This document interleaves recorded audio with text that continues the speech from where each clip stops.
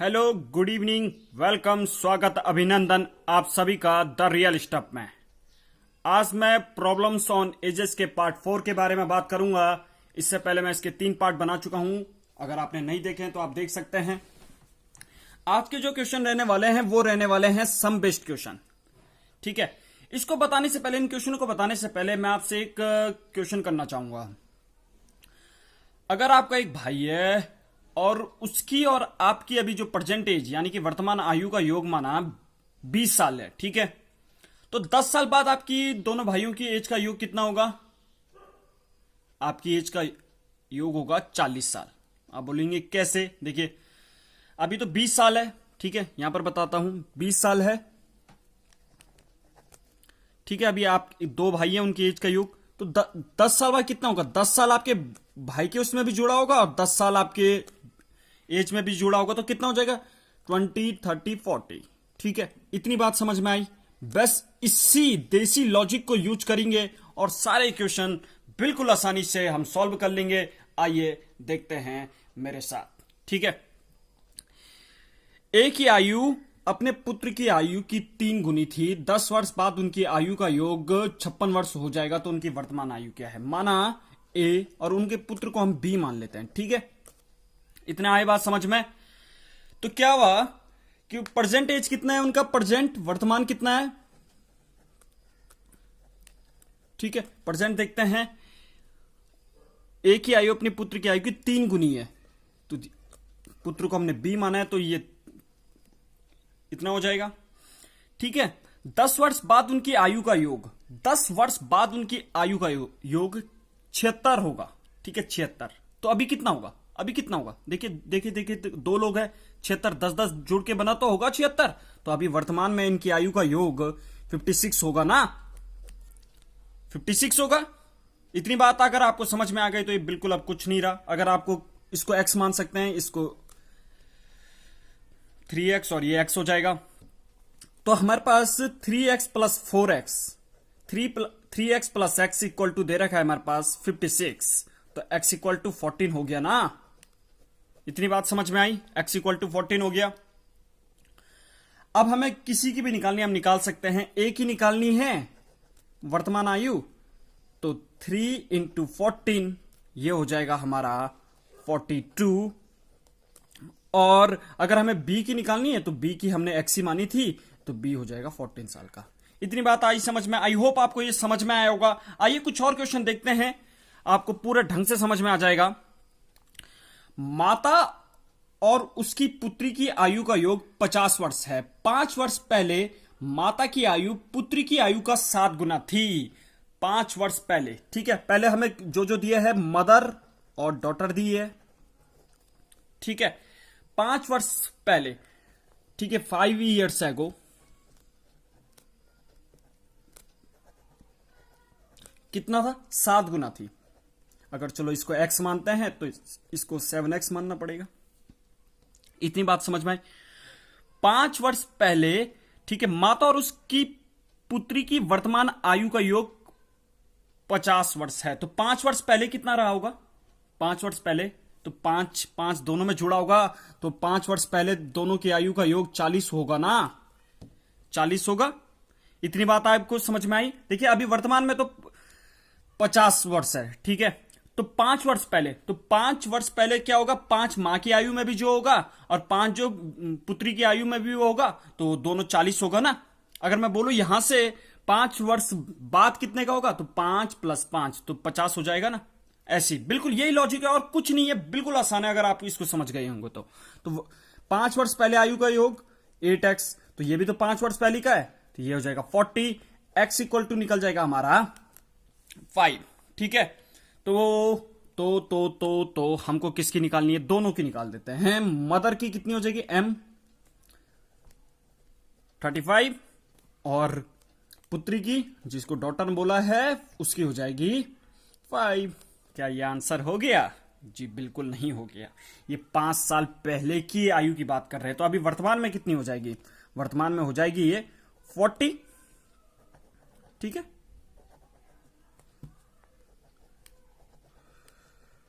ये 40 हो जाएगा और ये कितने हो जाएगी डॉटर? 5 वर्ष पहले ये हो जाएगी 10। ठीक है, इतनी बात आपको समझ में आई कि कैसे किया? बिल्कुल सिंपल है, जैसे बताया गया है वैसे ही कर रहे हैं। आइए कुछ और एग्जांपल देखते हैं इसके कि कैसे हम इनको आसानी से कर सकते हैं। बिल्कुल आसान है, बिल्कुल देसी लॉजिक है, कुछ नहीं समझना है। जैसे हम परिवार में करते हैं अपनी एज की आयु का योग, वैसे ही करना है बिल्कुल। ठीक है, देखते हैं अगला प्रश्न। पिता और पुत्र की आयु का योग 56 वर्ष है। 4 वर्ष बाद पिता की आयु पुत्र की आयु का 3 गुना हो जाएगी। ठीक है, तो 4 वर्ष बाद, आफ्टर 4 ईयर्स, ठीक है, आफ्टर 4 ईयर्स की हमारे पास जानकारी दी गई है। आफ्टर 4 ईयर्स, ठीक है, हमारा फादर और हमारे पास सन दिए गए हैं। ठीक है, कितना था? 4 वर्ष बाद कितनी हो जाएगी? 3 गुना हो जाएगी। तो ये अगर हमने x माना तो ये 3x मानेंगे ना। इतना तो आपको समझ में आया होगा। क्या होगा 4 वर्ष बाद? अब देखिए, अभी तो कितना है? 56 वर्ष है, तो 4 वर्ष बाद कितना हो जाएगा? 4 + 4, दोनों की, इसमें भी 4 जुड़े होंगे, इसमें भी 4 जुड़े होंगे, तो कितना हो जाएगा? 64 हो जाएगा ना। 4 वर्ष बाद 64 हो जाएगा ना। ठीक है, तो हमारे पास 4x की वैल्यू दे रखी है, 4x की वैल्यू हमारे पास 64 दे रखी है, तो x = 16 हो जाएगा ना। इतनी बात समझ में आई? तो अगर हम सन की एज निकालनी है, हमें पुत्र की आयु ज्ञात करें, तो सन कितने का हो जाएगा? 16 साल का। ठीक है, क्या ये आंसर हो गया? नहीं, ये 4 वर्ष बाद की है, तो वर्तमान कितना होगा? वर्तमान कितना होगा? ये 12 होगा ना, 12 होगा, 12 आंसर। इतनी बात समझ में आई? अगर हमको यहां से पिता की आयु बोल देते तो 16 × 48, ये, लेकिन ये तो 4 साल बाद होगा, तो अभी कितना होगा? 44 होगा ना। आपको आई होप समझ में आया होगा। बिल्कुल सिंपल है, थोड़ा सा दिमाग लगाने की जरूरत है, नहीं तो x मानकर अगर आपको जाओगे तो आप शायद पेज ही भरते रह जाओगे। ठीक है, और क्या पता आप गलत भी कर दो, क्योंकि बड़ी कैलकुलेशन होगी। अगला प्रश्न है, पिता व पुत्र की वर्तमान आयु का योग 100 वर्ष है। 5 वर्ष पहले इनकी आयु का अनुपात 2:1 था, तो 10 वर्ष बाद इनकी आयु ज्ञात करें। ठीक है, बिल्कुल सिंपल है। 5 years ago, 5 years ago, ठीक है, फादर एंड सन की आयु का अनुपात 2:1 था 5 साल पहले। तो अभी वर्तमान आयु कितनी है? 100 है, तो 5 साल पहले कितनी रही होगी उन दोनों की? 5 उससे घटा होगा 95, 5 फादर से घटा तो 95, 5 सन से घटा तो हो जाएगा 90। तो अभी 5 साल पहले कितना रहा होगा? 90 रहा होगा ना, 90 रहा होगा। ठीक है, इसको x मान लो। वैसे मानने की जरूरत नहीं है, 3 = 90 तो 1 = 30 ऐसे कर सकते हैं, लेकिन समझने के लिए, अभी शुरुआत में समझने के लिए ये जरूरी है। उसके बाद आप अपनी कैलकुलेशन को ये बिना x माने कर सकते हैं, ये सारे मन में कर सकते हैं आप। ठीक है, तो 3x ही हमारे पास दिया गया है 90, तो x कितना हो गया? 30 हो गया ना, x 30 हो गया। तो फादर कितने का हो जाएगा?